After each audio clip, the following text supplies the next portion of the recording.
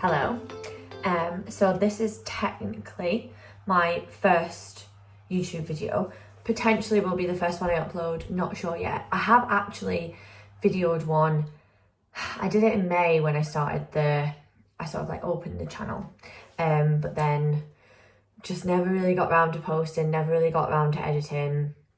So this could potentially be the first one, probably will be. I do have one that I need to edit because it was like a haul on things that I bought when I was in Canada, which I've now dispersed around the house. So I will either not end up uploading it because I just don't get around to doing it, or it will be delayed, but I'm not going to redo that. We'll see. I've had a bit of a chilled out morning this morning, basically uploading a little trailer to the channel and giving myself a kick to get it done. Watching Evie Gibbons' YouTube channel has kind of made me, she did a vlog on a shoot day and she discussed or mentioned a sort of apprehensions that she had over basically judgment on going on a shoot day. My life obviously is hugely revolved around shooting. My husband's a gamekeeper, we live on a shooting estate, I'm a gundog trainer. Without shooting, neither of us would have a job. So that is a huge part of why I've been hesitant of posting, of videoing, of sharing things. I thought today I would do like a day in the life kind of video. But this morning I've just kind of been uploading things. I woke up this morning and I didn't feel very good. I was meant to go get my eyelashes put back on because that is one thing I like to get done, my eyelashes, my nails. Being a woman that's constantly caked in mud and dirt and dog hair, it's nice to also feel a little bit female sometimes. So yeah, but I don't have them on. They're kind of like falling off because it's been a while now. I was meant to get them redone, but I just didn't feel very good this morning at all. You might be able to hear it in my voice a little bit because I feel a bit groggy. But anyway, enough waffling. I am going to video different bits of my day today, which is just a day around the house. I do have to take my pup to get her vaccinations, her final vaccinations this afternoon. But other than that, it'll just be a bit of around the house, general day-to-day boring stuff. So I've just had a little CD pig out for her lunchtime toilet, and I'm away to go and train a resident client and then walk the rest of the dogs for lunchtime. Cedar, no digging, no. This is Cedar, so you'll be introduced to all my dogs in time, I'm sure. I'll just do a quick introduction of the house dogs. Excuse the mess, but this is the reality of, again, our kind of life. Dog beds everywhere up to dry, dog food to go out, boots everywhere. But yeah, so, and leaves everywhere. Isn't it, Cedar? That's the reality of it all. This is May. May, say hello. So May is the oldest of our gun dogs at the moment. May is 10, and I trained her for my first boss and then bought her off him. And then this is Chaos, Hairy Lurch, Chaos, and then Betty, who's curled in the ball. Betty, if you guys follow me on Instagram, you'll see little Betty is always the one that potentially is abused in the rain, because even though I've seen her tear down walls and rip claws off to get stoked in walls, she is obviously hellishly fragile when it comes to a bit of wet grass. Hoss is like 14, I don't know. We got her from, she was kind of passed about a bit. We ended up getting her and she's been with us for six years. And then Betty is 3 or 4. Again, one of my old bosses found us Betty. So Betty's Lakeland. Chaos is a lurcher. Chaos, what are you doing? Horse. Hairy Lurch. They love their beds. They love their crates. I'm actually away to get a new one, which I'll post today. We're away to kit out the boot room, just make it look a little bit better for the dogs. So I'm starting with one. What's that noise? Washing machine. I'm starting with one today, so I'll show that later. This is our kennel block. It's nothing flash, but it does the job. Nice and cozy. Yeah, so we've got 9 kennels, equipment all on here, beds all on here, is what we use. We use vet bed, blankies, and these are just like beds that have been destroyed by puppies.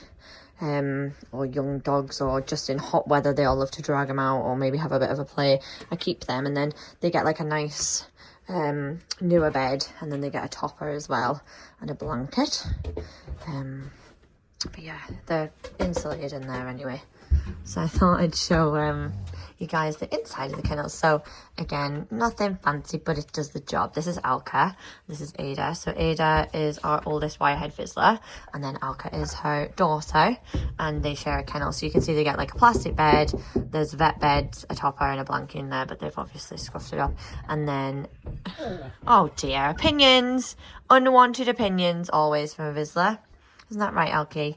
And then they've got the bed in there, but this sort of closes down, and then it's nice and cozy in there. Any clients I have, they just have their own bed. I put the water in here as well because at the moment we're shutting them in at night times, or if it's really bad weather, or if I'm away on a shoot day. Apparently it's a nice little headrest, is it?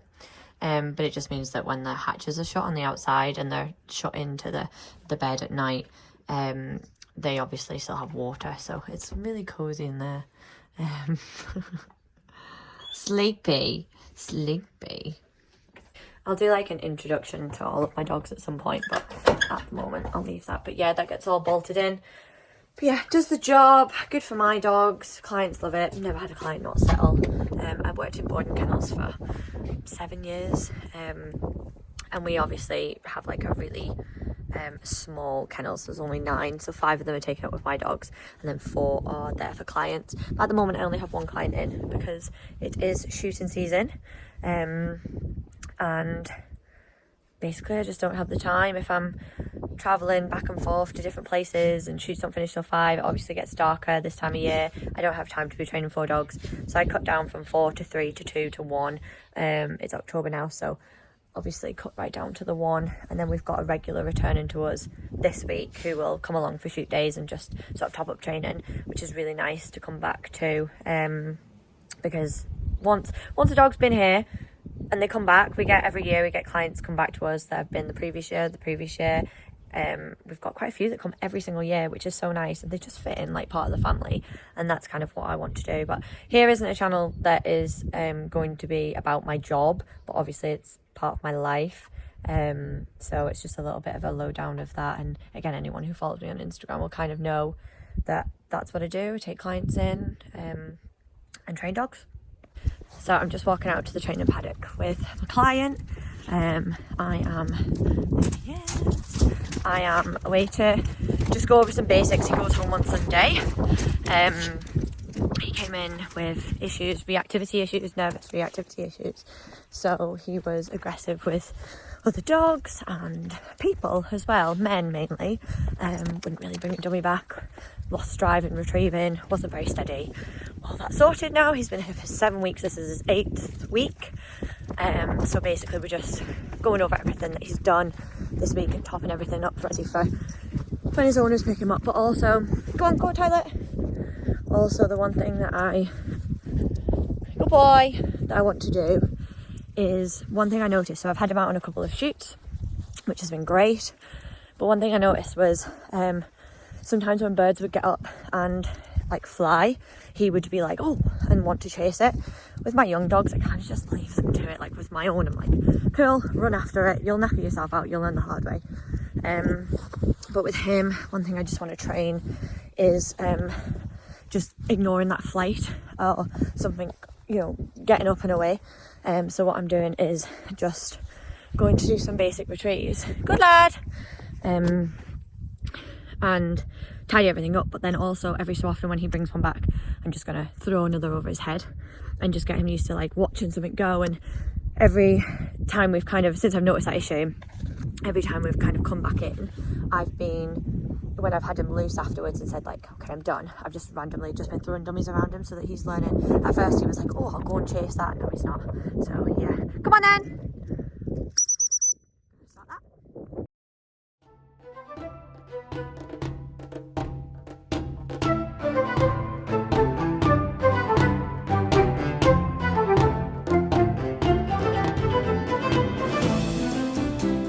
So I've come in because I've got a parcel arrive. I'm just gonna say this on here.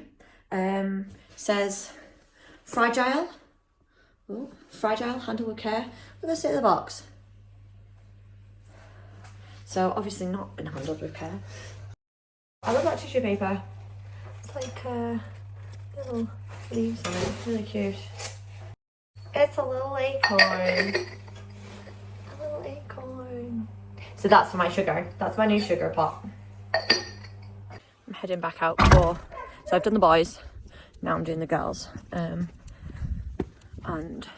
it's also frustrating because at the moment I've got the two visitors are in season. I believe my oldest spaniel is coming in season.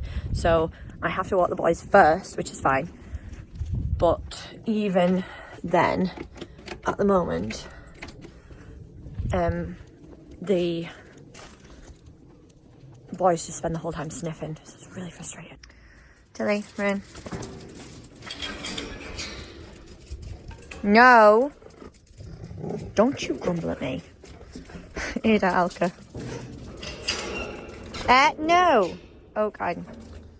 Yeah. Yeah. That was great heel from a spaniel there.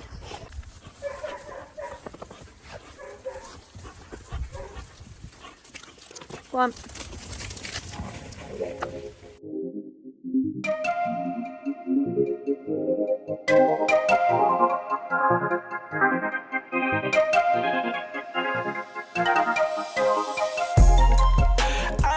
So this face is Norse. He is just one of my pups. I actually imported him from Norway this year, and he is just stunning.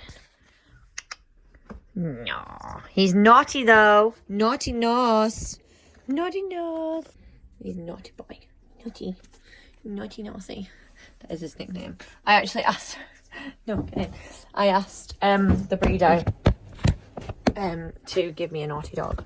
Get in! Which is exactly what I got. I was like, oh, I don't mind it if they're mischievous. I quite like it. But he's definitely that. Are you a devil? Are you a devil? I know what's on your mind. We do this all the time. We fight and then we're fine. You know I'm yours, you're mine. Oh mine, I'm yours, you're mine. Oh mine, oh mine, I'm yours, you're mine. Oh mine. So what I've just done is the inside kennel clean. So I do it maybe every other day. I open up the beds, I check the beds, see if they're wet, see if they smell damp, see if they smell of dog. They get a rubber matting, a plastic bed. My dogs share, so they have one plastic bed and then like the rubber mattings to the side, and then they have a new vet bed, then like a vet bed topper, so like one that's maybe been pulled apart by a puppy or is a bit older and a bit flatter. And then they have a blanket, so they have a vet bed topper, blanket, and then there's a plastic bed with a vet bed topper and blanket.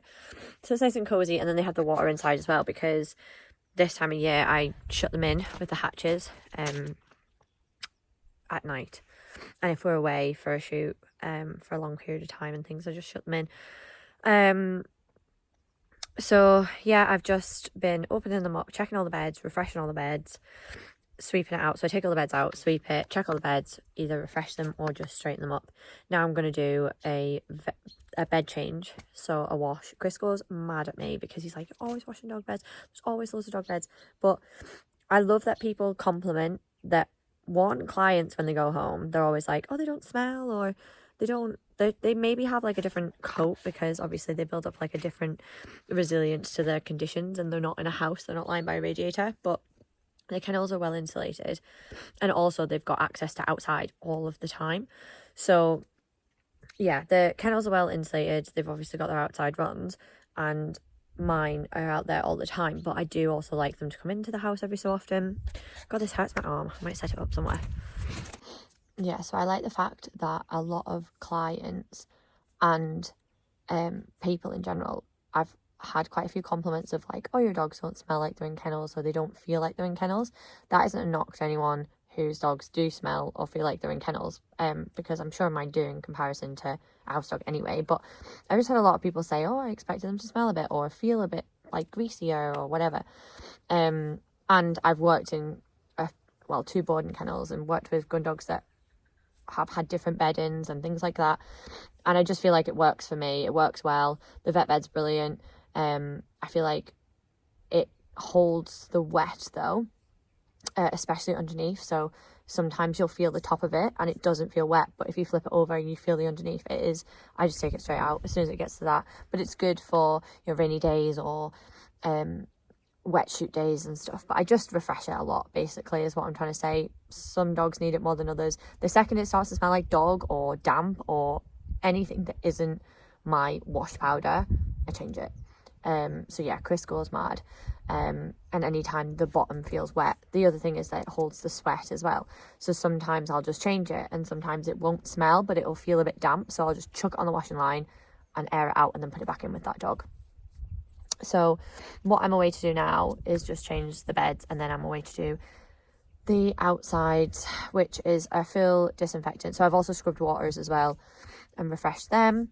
I do this like every other day. They don't need it every day. I'll check them every day. I'll lift it up and I'll check them every day, make sure everything's okay. No one's had an accident for whatever reason inside or chewed anything, or yeah, I check the beds every day, but I don't do like the full shabam, dusting, cleaning, cobwebbing, water scrubbing. I don't do that. I do that like maybe every other day, and usually on a Friday and usually on a Monday. So it's usually like Monday, Wednesday, Friday that I'll sort of do it. But if I'm like, oh, I've not had a chance to do it like for shooting purposes, I've been on a shoot all day or something like that, then I'll be like, oh, I need to do it. And then the outsides are the same. I give them like a brush. If anyone does go to the toilet on the outside, they obviously get a poop scooped out and they get like it cleaned and stuff, but I do like a full clean as well of disinfectant all around the outsides, scrub all the outsides, water all around the outsides, swept out, squeegeed out, drain done. Yeah, so I'm away to do that part now. I know what's on your mind.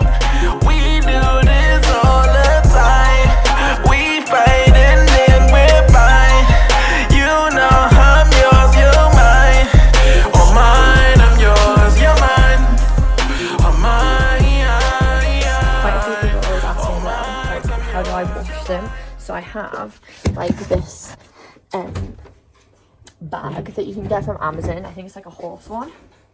This is the bag, and then I literally just chuck. I normally do like, Puppy had a wee on her bed this morning, so that's her bed. It needs to go hung up. I actually think I might put them outside today because it's not too bad. But yeah, I put like a vet bed topper and a blanket in. Again, if you get a new vet bed, I wouldn't put more than one new, like when they're really tight and fluffy, I wouldn't put more than two. Well, I wouldn't put more than one, sorry, in the bag. But yeah, I put them in the bag. And then I just use Daz, and I use the cheapest Co-op one, I think this one is, or Sainsbury's this one is, just whatever is the cheapest fabric conditioner, and I've never had any issues. That is not to say that if you use that on your dog, that if your dog has any skin allergies or whatever, that it won't cause any issues. So obviously be aware of that if you're taking anything from what I do. But all of mine and all of my clients are absolutely fine with Daz and the cheapest fabric conditioner on the vet bed. Thought it'd be easier to open up and explain while I make myself a cup of tea. Yeah, so I'm away to catch up on paid work now, and today I only have my residents to train. I don't have any outside clients. I've just started to do one-to-ones again and onlines again, which again, if you know anything about my business, yes, I have 2 sugars. I'm not sweet enough and they are heaped. When we moved here, so me and Chris haven't been here for very long. We moved here this year, when we moved here, I took it as an opportunity, because I've wanted to for a long time, expand my residential and just do residential. I feel like as a dog trainer, being honest, residential is the most rewarding for me, because the only contributing factor while I'm training that dog is me and that dog. They come for a minimum of 4 weeks, and it's just me and that dog training, and I give that dog an opportunity to set new habits, and then the owners are taught, we do a handover, they're taught how to continue the habits. If they break into a bad habit again, this is what to do, but we've set in motion the build-up of a good foundation for them to continue on from. And I get a lot out of residential. I feel like it's really successful. I feel like it makes me feel really successful. I enjoy it. I enjoy bringing dogs in as part of the family. I feel like I have changed a lot of people's lives and dogs' lives. And don't get me wrong, you do that with one-to-ones too, but it's almost like a crash course, and I feel like I get a lot of satisfaction from that because it's got a high success rate. Whereas your one-to-ones, they come for an hour, the client goes away, they might take a while to learn certain habits, they might take a while to, basically you're teaching a person and a dog, whereas with the residential, you're just teaching the dog. I'm faster, I know that, oh, that didn't work right, this, or the dog's done this, react straight away. It just has a good success rate. So I wanted to change my business to residential for a while. When we moved, I thought, great, new location, I'm gonna have to say goodbye to my one-to-one clients anyway. I'm just gonna stop my one-to-ones, and then I don't have to worry about, I was fully booked for this year anyway, don't have to worry about building a new clientele in a new area.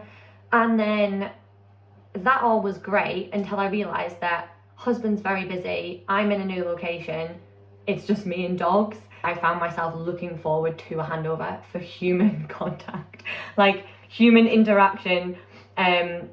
And I've had a couple of residential handovers lately, and I found myself just thoroughly enjoying, because sometimes I'll show a client, this is what to do with your dog, and sometimes the dog and the client want like almost it to be like a session.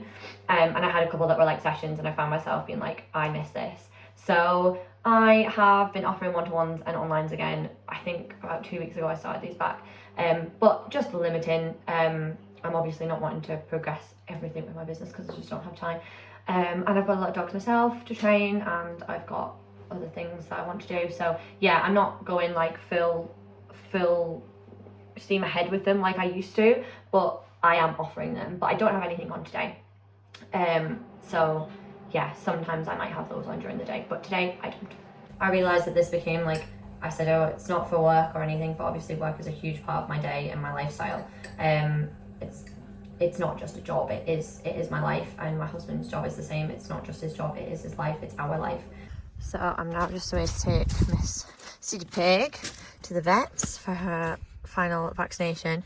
So I ordered this off Amazon, and it came next day, which is great. We bought a new truck at the start of the year, and basically this time of year it just gets absolutely, it's not actually that bad, but it gets a little bit caked in dirt, and the insides I just throw my whole entire wardrobe, wet clothes, sometimes dead birds inside, and obviously got a little puppy in it today, so I thought this would be quite good. One, for her, because she's going to be coming with me on shoot days now that she's vaccinated. I'm just going to carry her around with me and take her out with me for the day, just to stay in the car, and obviously have her toilet breaks and stuff like that, a bit of socialising, and also she's got a crate coming, like a smaller crate coming as well. And yeah, for chucking coats and stuff, because Chris bought these very good mats that are, you can't really tell, but they're like buckets, like you can see, so they're quite good. So yeah, just means that it's a little bit more manageable in shooting season to keep it clean, and obviously things like that don't mark the leather seats. Oi, you little bugger, little bugger.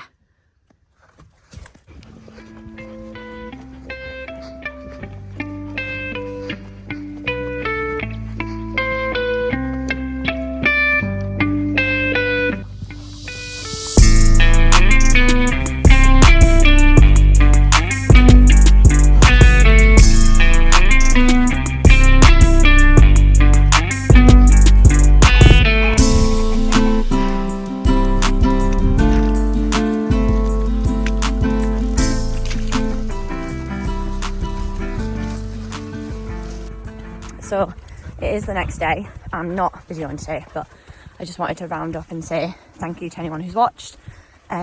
Just out with the dogs. I've got 2 Vizslas, 1 golden retriever, 3 spaniels and 5 labradors. Oh, Kyo. Got my client out as well. Just making the most of a really, really nice morning. So yeah, I just want to say thank you to anyone who watched. I think what I'm going to do next is like a Q&A, just to fill any gaps that anyone might have. Half of it I think I was talking as if people maybe knew me. Come on, May. And half of it I think I was talking as if people knew nothing. So I guess there'll be a mix of both maybe, hopefully. And yeah, so I'm going to put a Q&A box on my Instagram, and then I will ask anyone to leave questions in the comments. If there's anything you'd like to know, or anything you want me to fill in, any gaps, then ask away. But thank you for watching, and I will probably post something again next week.